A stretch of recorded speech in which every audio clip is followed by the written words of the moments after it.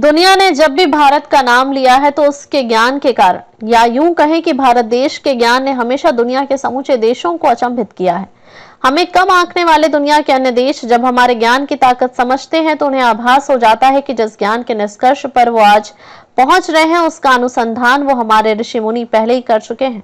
भारत देश की आय का मुख्य स्रोत कृषि है, यह तो सब जानते हैं। कृषि आज से नहीं सैकड़ों वर्ष से इस देश की आय का मुख्य स्रोत है। देश का किसान वर्ग कितनी मेहनत करके कृषि कार्य करता है इसका अनुमान भी नहीं, सभी को नहीं है। देश का किसान हमारे देश के नौजवान सैनिकों की तरह दिन रात कड़ी मेहनत करता है और तब जाके हमें अन्न खाने से लेकर कपड़े और रोजमर्रा के जीवन में उपयोग होने वाली वस्तुओं के साथ ही आर्थिक लाभ प्राप्त होता है। आर्थिक लाभ कैसे होता है? किसान के कारण पूरे देश को। शायद इस बारे में कुछ लोग असमंजस में भी हो सकते हैं, लेकिन विद्वान लोगों को पता है कि समूचे देश में जब किसान की उपज अच्छी होती है और उसको बेचकर जब किसान दूसरी वस्तुओं को खरीदने के लिए अपनी उपज से प्राप्त धन को खर्च करता है तो देश का पूरा बाजार किसान के खेत की तरह लहला उठता है। मतलब देश के सभी व्यापारी खुशहाली का अनुभव करते हैं।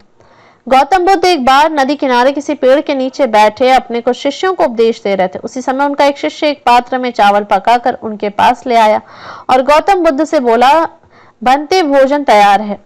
शिष्य की बात सुनकर उसी जगह बैठे बैठे गौतम बुद्ध ने भोजन करना चालू कर दिया और भोजन के दौरान एक शब्द भी मुंह से नहीं निकाला। वहां उपस्थित सारे लोग गौतम बुद्ध को बड़े आश्चर्य से देख रहे थे कि हम सब बैठे हैं और गौतम बुद्ध भोजन में मगन हो गए हैं, और अगर भोजन कर भी रहे हैं तो साथ साथ बीच में हम लोगों को उपदेश भी तो दे सकते हैं। ऐसा वहां उपस्थित जनमानस सोच रहे थे। और जब बुद्ध ने भोजन कर लिया तो सबसे पहले एक व्यक्ति ने वही सवाल उनसे पूछ लिया, क्या आप भोजन कर रहे थे? ठीक है, लेकिन हमें बीच बीच में उपदेश भी तो दे सकते थे। तब गौतम बुद्ध जी ने कहा कि भोजन करते समय हर व्यक्ति को मौन होकर ही भोजन करना चाहिए, क्योंकि जो भोजन हमें मिलता है कितने लोगों की मेहनत करने के पश्चात हमें प्राप्त होता है।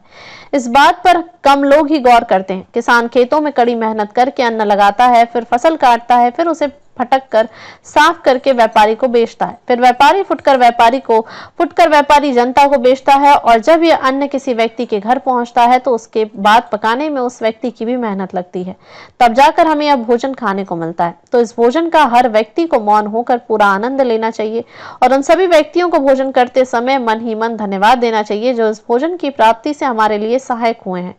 यह तो गौतम बुद्ध की बात थी, और गौतम बुद्ध ने तो भोजन बनाने के काम में शुरू से अंत तक सहायक व्यक्तियों को धन्यवाद देने की बात कही। लेकिन किसान जो इस कार्य का अगर मैं कहूं कि रचयिता है तो शायद अतिशयोक्ति नहीं होगी। हर किसान देश के सैनिक की तरह महान है, इस बात में कोई दो मत नहीं है। लेकिन देश में किसान की हालत दिन पर दिन बदतर होती जा रही है, और इस कारण किसान या तो अपने कृषि कार्य से पलायन कर दूसरे धंधे अपना रहा है या फिर मौत को गले लगा रहा है।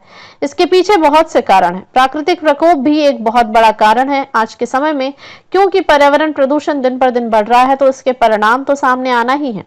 भारत में किसान की एक सबसे बड़ी समस्या यह है कि उसकी औकात या हैसियत न कभी बैंकों ने सही आंकी और ना ही सरकार ने। लाखों की जमीन होने के बावजूद देश का किसान बैंकों और साहूकारों को हाथ जोड़ने और उनके बार बार चक्कर लगाने के लिए मजबूर है। एक बैंक मैनेजर से जब मैंने इस बारे में बात की तो उन्होंने बताया कि किसान की जमीन पर हम 10 से 20 हजार रुपए प्रति एकड़ उसकी पैदा होने वाली फसल के लिए दे सकते हैं। उससे ज्यादा हम इसलिए नहीं दे सकते क्योंकि किसान की जमीन हम किसान के कर्ज न चुकाने की स्थिति में बेच नहीं सकते, और अगर हम ऐसा करते भी हैं तो इसके लिए बहुत सारी मंजूरी लेनी पड़ती है जिसमें हमें वर्षों का समय लग जाता है।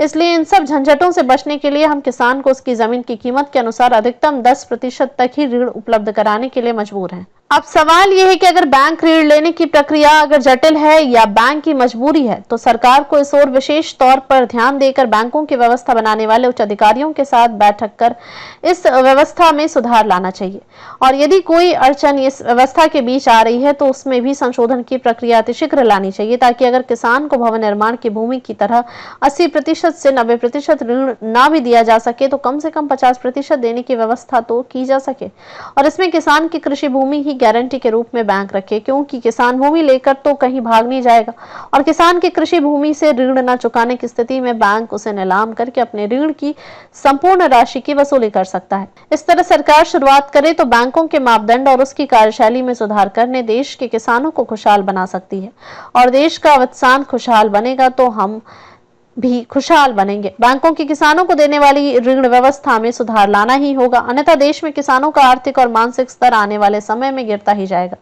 मैं किसान नहीं, लेकिन किसान की पीड़ा को समझने के लिए किसान होना जरूरी नहीं है। जरूरी है इस समय में सुधार लाने के लिए एक नन्हे से प्रयास की। अरे आप भूल गए क्या? मैंने तो अपने हिस्से का कंकड़ डाल दिया देश के इस पुनित कार्य रूपी घड़े के पानी में, क्योंकि मैं समझता हूँ कि मैं एक छोटा सा कौवा हूँ। इसलिए अब इस उद्देश्य को पूरा करने के लिए सार्थक प्रयास रूपी एक कंकड़ डालने की बारी आपकी है। वंदे मातरम। सभी देशवासियों के स्वर्गवासी सदस्यों के लिए सैनिक गर्जना परिवार ईश्वर से उनकी सद्गति एवं शांति की प्रार्थना करता है। यह संपादकीय सैनिक गर्जना समाचार पत्र के संपादक महेश कोरी ने 19 सितंबर को कृषि प्रधान देश में किसान की औकात नाम के शीर्षक से लिखकर प्रकाशित की थी। खबर को शेयर फॉरवर्ड कर पूरे विश्व में पहुंचाकर विश्व गुरु भारत में सहयोगी बनकर बिना वर्दी के सैनिकों की तरह आप भी अपना कर्तव्य निभाइए। देश और दुनिया की ताजा और विशेष खबरों के लिए देखते रहिए सैनिक गर्जना न्यूज चैनल। नमस्कार।